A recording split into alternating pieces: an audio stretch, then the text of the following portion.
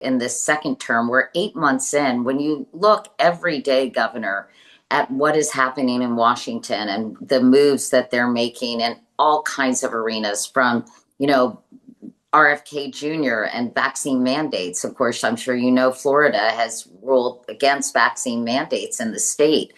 And gosh, I could go down a laundry list of things that are unprecedented that this president is trying to do.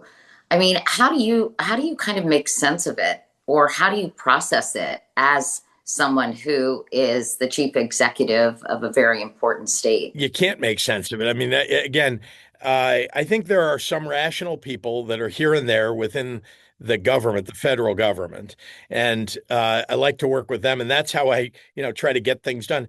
Remember, we have to deliver. Every day as governor, it's one thing. The people who are in legislatures are trying to deliver, but they get to vote and try to convince some other people in the legislature to vote with them. But my future as a governor and the future of the people of my state depend upon me making sure that we're delivering Medicaid, making sure that we're delivering education that they need. And by the way, we're second in reading scores in the country.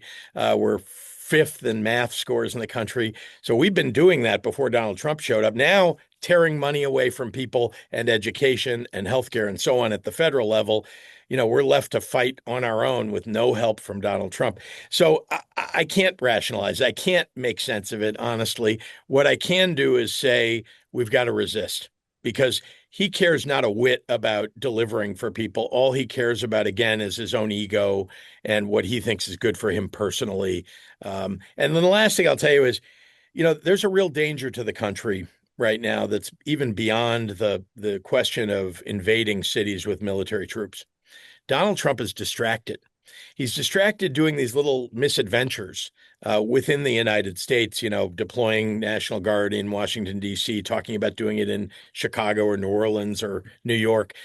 And what's happening in China, North Korea, China, India, Russia, all meeting. These are our enemies. I mean, India is being drawn into that. They're not our enemy, but they're being drawn into that.